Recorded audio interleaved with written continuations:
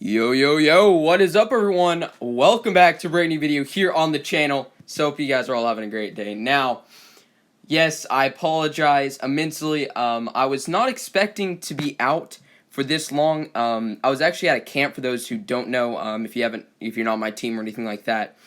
So yeah, I was planning on uploading videos while I was there, because last year when I went to the same camp last year, they had Wi-Fi. So I was like, okay, well, I'll just, record my videos, I'll do my thing whenever I have extra time. Well, it turns out we were in a different dorm this year, and they didn't have Wi-Fi, and I was like, oh, great.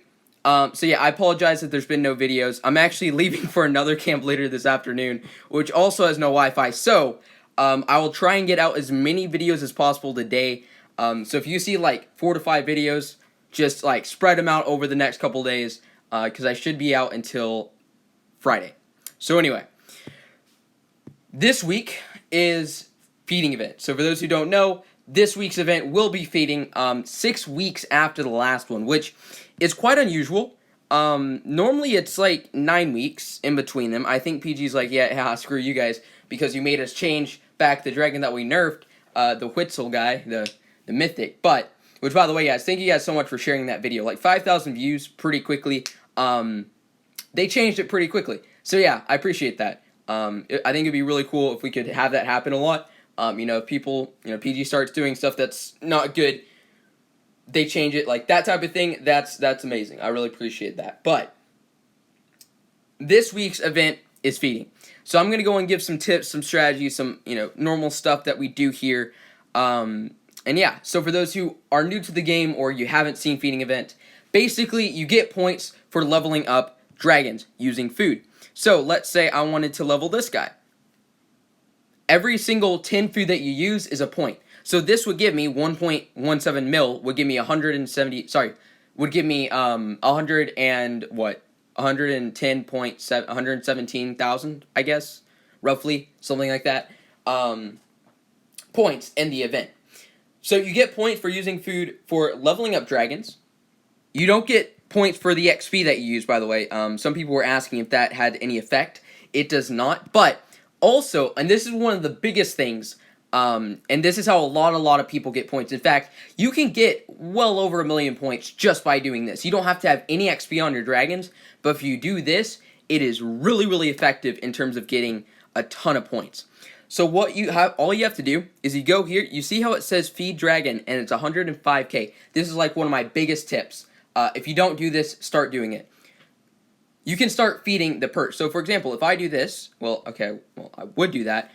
You can feed it 4 times for 105k each, 420k food in total, which is pretty inexpensive compared to, leveling up some dragons. So you don't have to, because getting 1.17 mil food at once, if you're not getting transfers from teammates, it's always going to get raided, like almost always.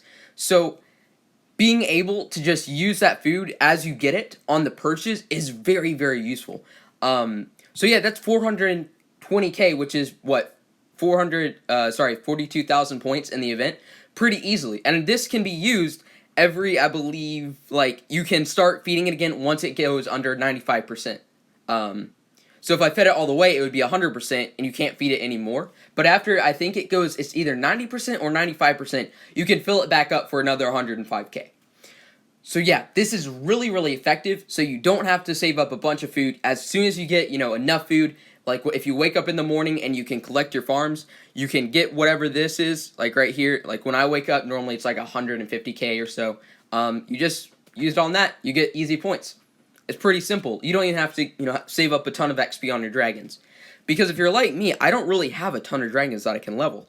Because as soon as I get it leveled or available to level, normally I do. So yeah, that's just an easy way. You don't have to farm a bunch of XP. You don't have to get a lot of food at once. Really simple, really effective, and that's what a lot of people do. So yeah, okay. Also, just some, other tips here and there.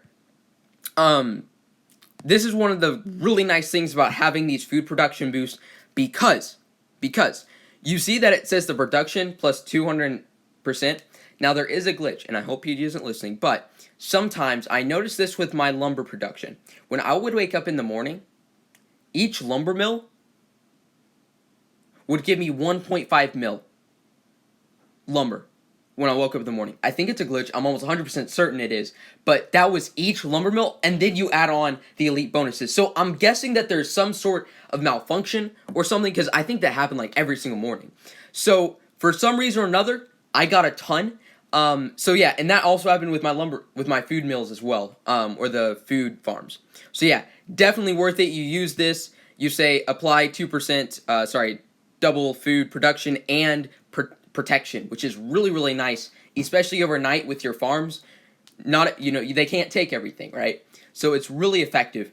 So I use this basically every single day. Even if I'm done with the event personally, I'll use it to help my teammates. Because farms, like at a high level, I mean, if you get that double production, it's pretty good amount. You get a lot of food from that. So definitely worth it, for sure.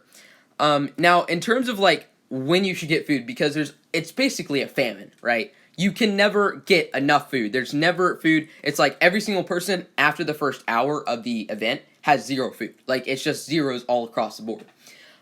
So in order to combat this, there are certain times where I would highly suggest logging in to try and be on.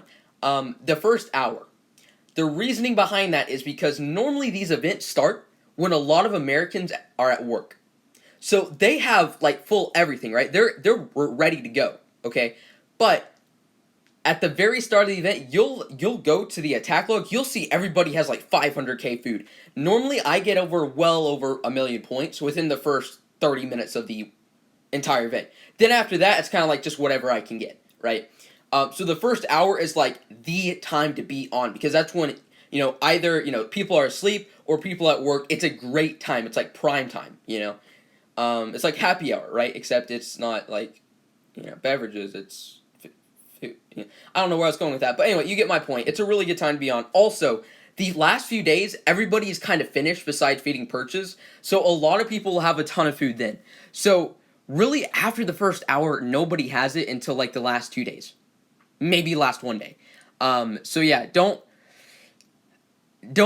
want to say don't waste your time, because you could get really lucky and get a ton of food, but most people are not going to have food past that first hour. So if you can be on at all, that's a great time. Also at night, if you're like up at midnight CT time, which is when a lot of Americans are asleep, that is a really good time. Or really, really early in the morning, because their farms, which are boosted, most likely have a decent amount of food left in them, because it's kind of built up over time.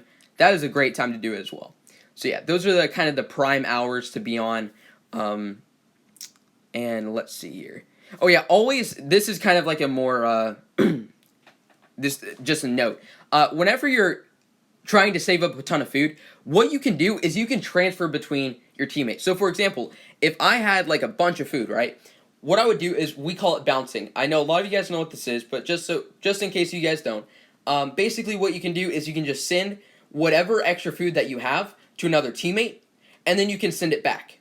So I'll send it to them. That way nobody can hit something that is in the transfer. So I can send up to, let me check really quick, 418k. That means I can send 1.2 mil worth of food at once, and nobody can steal it while it's in the air. Nobody can. So it is basically like a safe place, it's like a safe place for food. So if you can bounce, if you have a teammate that's around your level, now granted, if I was to give this to Digital, is he going to be able to give all this back to me? No, because he's lower level than I am, so his max for sending is going to be like 200k. So if you can find somebody around your level that you can just, swap, basically there's 20 minutes where you can try and farm up a ton of food without being a target. And then as soon as that food comes in, you want to use it, and then you're good to go. So that's kind of like a little bit more of an advanced tip. Now, for Atlas, this is definitely something that you need to do. If you have castles in Atlas, make sure those food banks are filled completely before the event starts. Because after the event starts, there's no way you're going to be filling up those banks. Unless you farm hardcore like all 50 members, you're not filling them up. So really, it's such an easy way to get really, really easy points. Because if you can fill up these banks, like these are right here, this is 5.5 mil worth of food just sitting here protected. And we have 3 castles. We're about to get a couple more, but anyway, besides the point. You can send these out to your teammates all at once. So whenever somebody needs it, then you can send it. So it's a really nice way. to just get a ton of extra food, kind of like as a safety net whenever you need it. So yeah, it's pretty nice, not gonna lie. And even as you get it, like if you have castles in Atlas and there's room in the bank, like in the second or third day, what I suggest to my teammates is send it to the bank as you get the food. Like even if it's just 200k, send it to the bank. You can check the ledger right here. You can see the weekly summary, and whenever I see, however much that you've sent, I will send that exact number back. Right? So let's say you send 200k, then 500k, then 100k, then I would send you 800k back at once instead of you trying to get that over a period of time and most likely be rated. So yeah, definitely take advantage of Atlas for sure. 100% worth it. So yeah. Anyway, also you can use food packs, but pretty sure you guys all know that. Yeah. So anyway, I think that's about it. I think I covered everything. Let me know down in the comments what you guys think of this. Did it help you guys? Did it not? Let me know. I think I covered most of the important stuff, so we should be good to go on that. But either way, thank you guys so much for watching. Hope you guys enjoyed, and I will see you guys in the next one. Peace out, guys.